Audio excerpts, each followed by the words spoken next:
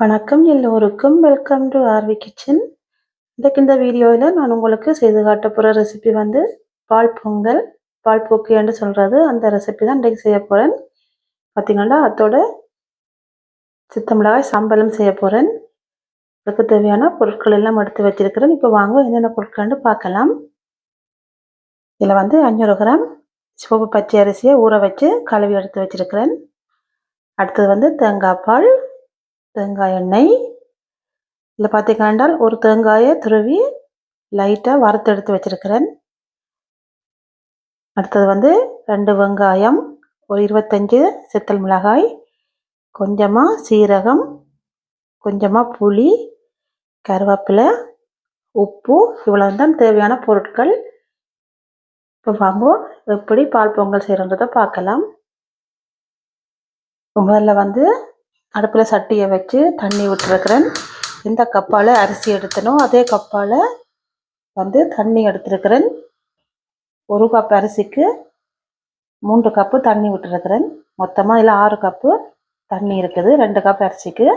இப்போ வந்து தண்ணி கொதிக்கிறதுக்கும் அந்த டைமில் நாங்கள் வந்து சம்பலை வந்து ரெடி பண்ணுவோம். அதுக்கு வந்து ஒரு சட்டி வச்சு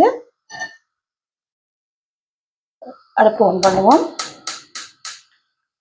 சட்டி வந்து சூடாகட்டுக்கும். அடுப்பை வந்து லைட்டாக குறைச்சி விடுங்கோ. சித்த மிளகாய் பொரிச்சு எடுக்கும்போது கருகிரும். அதனால் வந்து நல்லா அடுப்பை வந்து நல்லா குறைச்சி வச்சு சித்த மிளகாயை பொரிச்சு எடுக்கணும். வந்து சட்டி சூடாகட்டுக்கும். நான் வந்து தேங்காய் எண்ணெயெல்லாம் சித்தி மிளகாயை வந்து பொரிச்சு எடுக்க போகிறேன். கொஞ்சம் கட்டி ஆயிட்டுது. அதனால் கொஞ்சம் இப்படித்தான் கரண்டியால் எடுத்து போட வேண்டி இருக்குது. குளிருக்கு வந்து எண்ணெய் இறங்கிட்டுது. அதனால் இப்படித்தான் எடுக்கணும். பார்த்திங்கன்னா எண்ணெய் வந்து சூடாகி கொண்டு வருது. நல்லா அடுப்பை குறைச்சி விடணும். எண்ணெய் வந்து சூடாகிட்டுது. லைட்டாக சித்தல் மிளகாய் வந்து போட்டு பொரிச்சு எடுப்போம்.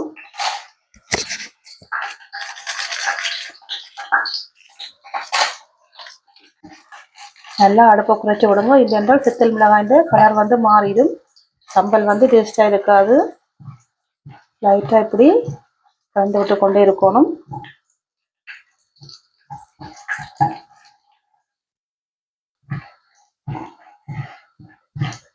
உடனே எண்ணெய் சூடாக்கிட்டு உடனே சித்தல் மிளகாயை போட்டு பொரிச்சு உடனே எடுத்தீங்கன்றால் சம்பல் வந்து நல்ல வாசமாக இருக்காது. அதனால் டைம் எடுத்து நல்லா சித்தல் மிளகாயை பொரிச்சு எடுக்கணும்.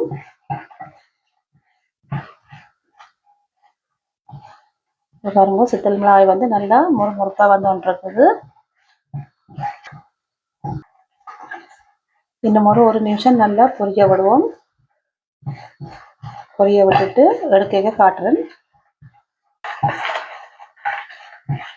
இப்போ பார்த்தீங்கன்னா சித்தல் மிளகாய் வந்து நல்லா பொரிஞ்சிட்டுது. இப்போ இதை வந்து எடுப்போம்.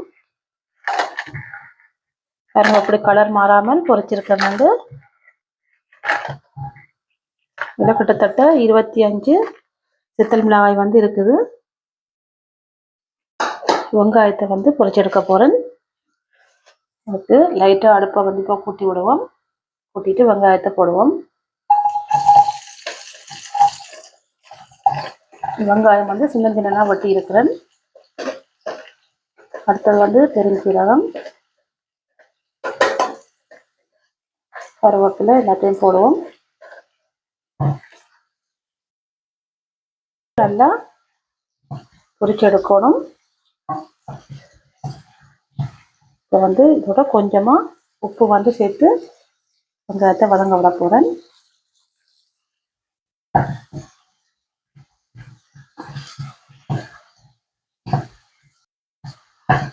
அதனால வெங்காயம் வந்து வதங்கி கொண்டிருக்குது. மொத்தமாக வெங்காயம் வதங்கினதுக்கு அப்புறம் உங்களுக்கு காட்டுறேன். இப்போ பார்த்தீங்கன்னா வெங்காயம் வந்து நல்ல வடிவாக வதங்கி கொண்டு வந்துட்டது. பொரிஞ்ச மாதிரி ஓகே ஆகிட்டு இதை வந்து எடுப்போம். அடுப்பை நிப்பாட்டி போட்டு வெங்காயத்தை எடுப்போம்.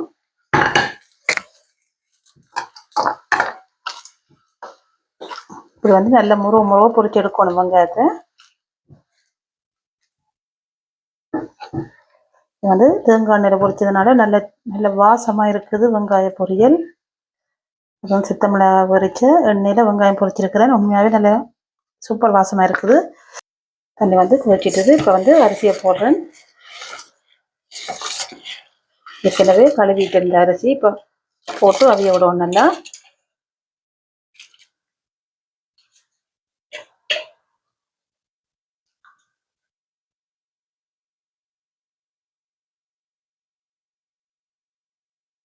இப்போ வந்து அரிசி போட்டுட்டு நல்லபடியாக கலந்து விடுவோம். அடுத்த வந்து உப்பு வந்து சேர்க்க போகிறேன். நான் வந்து ஒரு தேக்கரண்டி உப்பு வந்து சேர்க்கிறேன். இப்போதைக்கு பார்த்துட்டு பிறகு சேர்க்கலாம். நல்லபடியாக கலந்து போட்டு மூடி போட்டு நல்ல வடிவாக அவிய விடணும். இது அவிஞ்சதுக்கு அப்புறம் பார்ப்போம். கிட்டத்தட்ட 15-20 நிமிஷம் வந்து நல்லா அவியணும். அவிஞ்சதுக்கு அப்புறம் பார்ப்போம். பார்த்தீங்கன்னா அங்கால வந்து அரிசி வந்து அவிகிற டைமில் இங்கால வந்து நான் சம்பல் அடிக்க போகிறேன். அதுக்கு வந்து மிக்சிலாம் சம்பல் வந்து நான் அடிச்சு எடுக்க போகிறேன். வந்து பொரிச்சு வச்ச சிக்கல் மிளகாயை வந்து போட்டு முதல்ல அடிச்செடுப்போம்.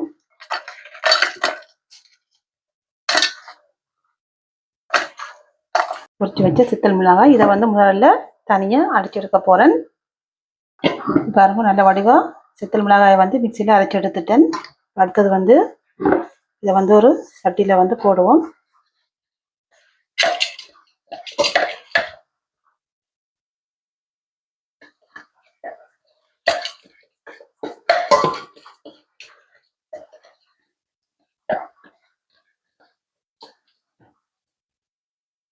இந்த வடிவா எல்லாத்தையும் எடுத்தாச்சு. அடுத்தது வந்து இதை கொஞ்சமாக வறுத்த தேங்காய்ப்பூ இது வந்து லைட்டாக வறுத்து எடுத்துருக்கிறேன். மிச்சம் மிக்சியில் வந்து இருக்கிற மிச்சம் சித்தல் மிளகாய் எடுக்கிறதுக்காக இதை வந்து போட்டு லைட்டாக இருக்க சுற்றி எடுக்க போகிறேன். இப்போ வந்து மிச்சம் இருக்கிற சித்தல் மிளகாயை நல்ல வடிவாக எடுத்தாச்சு.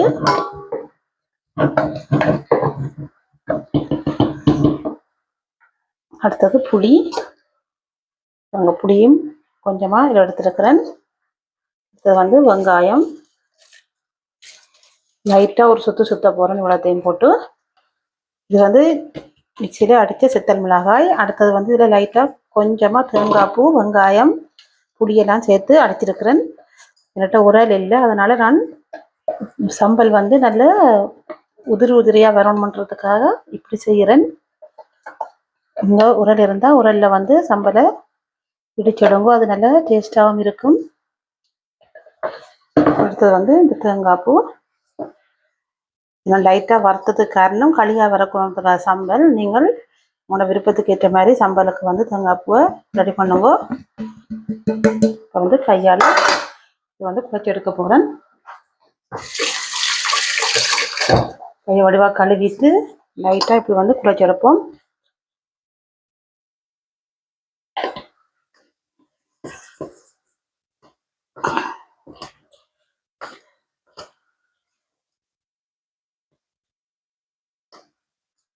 கையில் வந்து எரிய மண் வச்சுக்கிட்டா கரண்டியால் குழச்சி எடுக்கலாம்.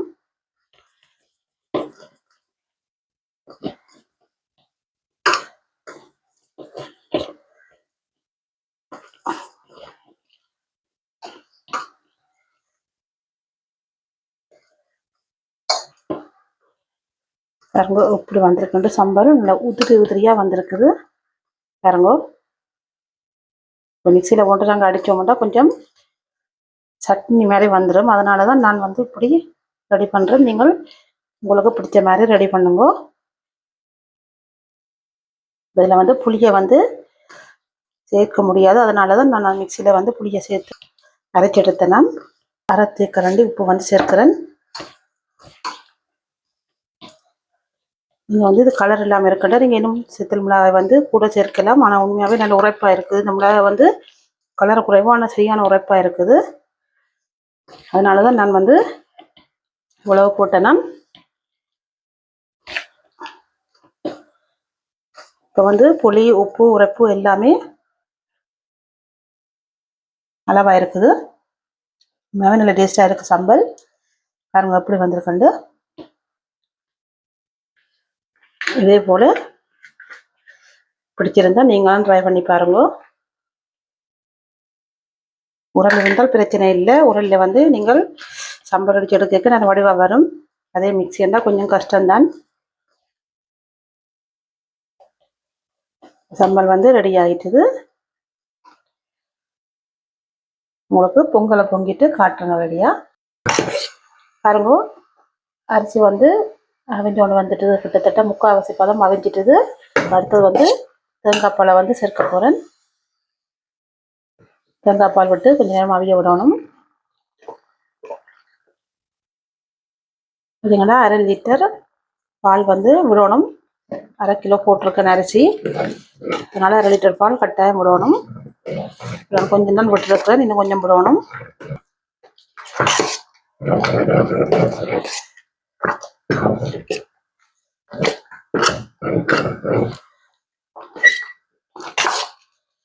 கொஞ்சம் பால் விட போகிறேன். இன்னொரு கொஞ்சம் பால் விடுவோம். ஓகே, மொத்தமாக 1/2 லிட்டர் பால் வந்து விட்டுருக்கிறேன். இப்போ பாருங்க, நல்லா வடிவாக தேங்காய் பால் எல்லாம் விட்டாச்சு. இப்போ வந்து நல்லா கொதிக்க விடணும். தேங்காய் பால் வந்து நல்லா கொதிச்சு அவியணும். கொஞ்சம் நேரம் அவிய விடுவோம். இது தண்ணியாக இருக்கேன்ட்டு நினைக்காதேங்கோ, கஞ்சி ஏண்டு. உண்மையாகவே பொங்கல் வந்து இப்போ நீங்கள் காய்ச்சினத்துக்கு பிறகு இது வந்து இறுகி கொண்டு வரும். இது வடிவாக அவியலை இன்னொரு கொஞ்சம் நேரம் அவிய விடணும். அதனால தான் கொஞ்சம் கூட விட்டுருக்கிறேன். தேங்காய் பால் கூட விட்டால் பிடிக்க மாட்டதுக்காக கூட விட்டுருக்குறேன். நீங்கள் கொண்ட சுவைக்கேற்ற மாதிரி தேங்காய் பாலை சேர்த்துக்கொள்ளுங்க. பாருங்க, இப்போ வந்து கொஞ்சம் நேரத்தில் அவிஞ்சதுக்கு அப்புறம் நான் உங்களுக்கு காட்டுறேன். அப்படி திக்காக வந்துருக்கண்டு எப்படி தண்ணியாக இருக்கும், அப்புறம் திக்காக வரும். அப்போக்கு உங்களுக்கு காட்டுறேன். இப்போ பாருங்க எப்படி வந்திருக்கண்டு. பால் பூக்க நல்லா சூப்பராக வந்திருக்குது. நல்லா இறுகிட்டுது. ஓகே ஆகிட்டுது. நீ வந்து அடுப்பை நிப்பாட்டலாம். நிப்பாட்டிட்டு உங்களுக்கு ஒரு பிளேட்டில் வந்து போட்டு காட்டுறேன். இப்போ கொஞ்சம் நேரத்தில் ஆறுனதுக்கு பிறகு நல்லா இன்னும் உருகும். அதனால் அடுப்பை நிப்பாட்டுவோம். நிப்பாட்டிட்டு உங்களுக்கு போட்டு காட்டுறேன். பாருங்க எப்படி வந்திருக்கண்டு. பால் பூக்க பால் பொங்கல் 2 ஒன்று தான். ஒரு பிளேட்டில் போட்டுட்டேன். இப்போ அடுத்து வந்து சம்பலும் பாருங்க இப்படி வந்து உதிரி உதிரியாக வந்திருக்கண்டு. பாருங்க, இதுக்காகத்தான் நான் தேங்காய் பூவை வறுத்துட்டு போட்டேன்னா. நீங்கள் வந்து விரும்பினா தேங்காய் பூவை வறுத்துட்டு இப்படி செய்து பாருங்க. உண்மையாகவே நல்ல வித்தியாசமாகவும் இருக்கும், நல்ல டேஸ்டாகவும் இருக்கும் சம்பல். பாருங்க இப்படி வந்திருக்கண்டு. பால் பொங்கலும் சம்பலும் உண்மையாகவே நல்ல டேஸ்டாக இருக்குது. இதே போல் நீங்களும் இந்த ரெசிபியை வந்து ட்ரை பண்ணி பாருங்க. பார்த்துட்டு பிடிச்சிருந்தால் லைக் பண்ணி ஷேர் பண்ணி சப்ஸ்கிரைப் பண்ணுங்க. இன்னும் ஒரு வீடியோவில் சந்திப்போம். நன்றி, வணக்கம்.